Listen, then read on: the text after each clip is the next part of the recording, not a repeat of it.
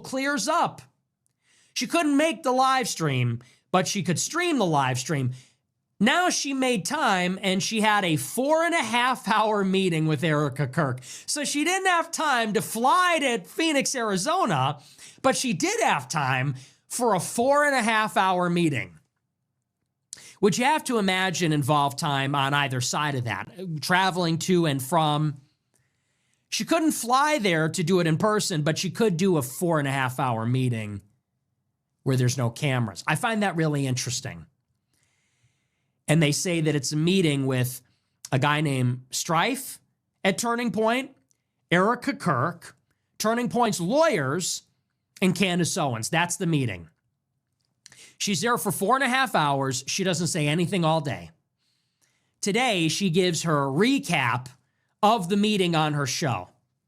She starts out by playing a Jewish song and dancing to it, and she says, Shabbat Shalom, which I find to be very strange. She talks about it on her show for about 30 minutes, and then spends another 30 minutes talking about a bunch of other crap. Really? This was the moment we were all waiting for. You backed down from the challenge. You didn't even live stream it. You caved and did this in-person meeting. You don't say anything all day. Everybody's waiting for it.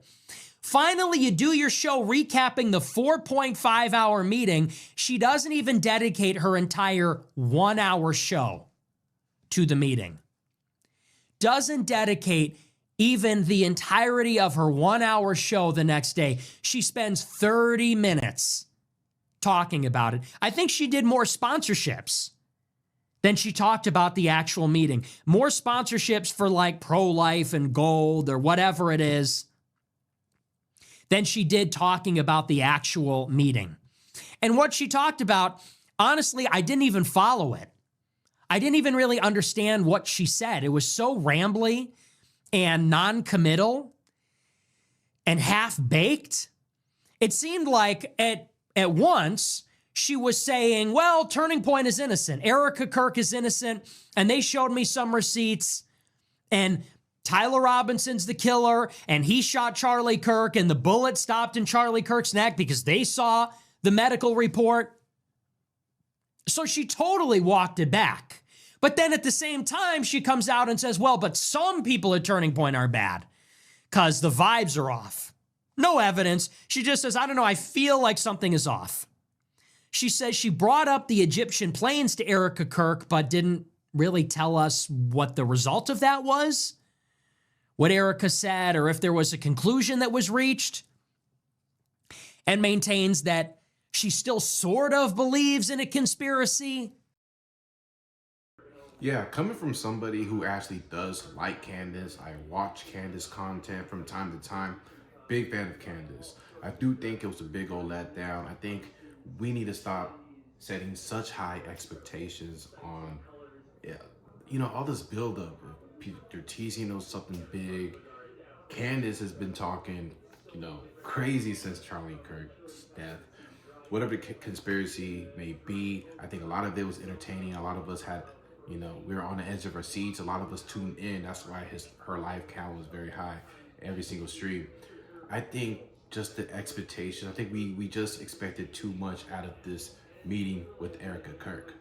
I personally didn't get my hopes high. I knew, come on, it's like real life. If you have tensions built up with somebody, whatever the case may be, conspiracies, gossip, whatever the case may be, usually when you do sit down and talk with that person, it extremely de-escalates right there. And you realize it's not really, you don't really have beef or problem with the person in regards. And I think this is the same situation.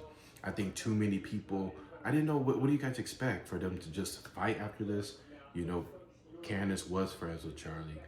I think everybody just had too high expectations that there's gonna be a big old bombshell.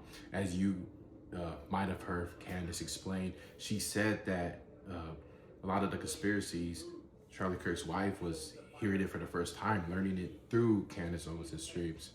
And if you read the comment section, a lot of the super chats in there, a lot of people were turning on Candace. A lot of people were just felt let down. And I think we just, like I said before, we just gotta stop getting these expectations high up. I knew that this was gonna happen. This is no surprise at all. I think talking to an old friend like that, getting some clarity, she she doesn't want to appear like she's backing down. She wants to stand on her word, and whatever the conspiracies, the planes, the questions, which rightfully so, it's okay to question some things, but I think a lot of people were just expecting something that didn't happen. And I think they became cordial, no tensions, and Nick does have a good point. She dodged. I personally, this is coming from someone who loves Candace Owens. I support what she does, but I think she was dodging smoke when it came to that turning point live stream, that debate that she was supposed to do. I think she was dodging smoke, bro. I'm not gonna lie. So doing that sit down, Charlie Kirk, de-escalated. I don't think it's. I'm okay. I get it. I guess I get it why people turn on Candace, but at the same time, I just can't emphasize that enough. I just think everybody's expectations was just way too high. It was going to be nothing, okay? If you're sitting down with an old friend, you're going to hash things out, talk things over, but it was going to de-escalate ultimately. And I just think a lot of people, honestly, ask yourself, if you're one of those people who feel like turning on Candace, calling her a fraud, ask yourself what did you expect, okay? I understand it. I'm not gonna say I was super let down. I knew it was gonna happen, okay? I still like Candace, and I agree a lot with Nick says, okay? He does make some valid points, all right? So what happened to the big bad Candace Owens? I think that's what everybody's wondering. What happened to that cockiness? What happened to the swaggering Candace Owens? For 3 months, this negress, this uppity black woman, has been going on her YouTube and bobbing her head. I'm gonna name names. That doesn't work for me. What you mean? What you mean? That ain't work with my timeline. What you mean? I got the names. You don't want to fuck with me. Hey, bro. Hey, come on. Nick is funny, bro. I'm not one of these emotional people who just crash out just because he says a word or he makes some jokes. Bro, if you're on Twitter, you know it's the Wild Wild West. You know it's crazy when you go on Twitter, okay? It's not Facebook, Instagram, or TikTok, all these other places. Twitter is hilarious, bro. I think you gotta watch Nick Fuentes clips. There's a lot of truth in what he's saying, and the dude is a comedian, all right? We've been hearing that for 3 months. We have been hearing this uppity ignoramus for 3 months, bobbing her head, cocky. Hey, yo, I got names. Don't you try. Don't play with me. Where'd she go? Where'd that Candace go? Where is she? What happened? Did they replace her with a body double? Is it AI? Check her earlobes. Check her earlobes. Did they replace her? Because we got a very different Candace Owens. Today, we got a Candace Owens who is sort of nervous, saying, hi, guys, Shabbat Shalom. Everyone's saying I sold out. What do you mean? That's not true. Those are bots saying that. I still believe there's a conspiracy. What happened? What happened to that same energy? She went into the meeting with this energy, giddy, grinning, smiling. Erika, Kirk, she's talking about me. I know she's talking about me. I'm going to set her straight. I'm going to ask my questions. Tell me where I lied, she said. Then she goes in the meeting, whole different attitude. Changed her tune.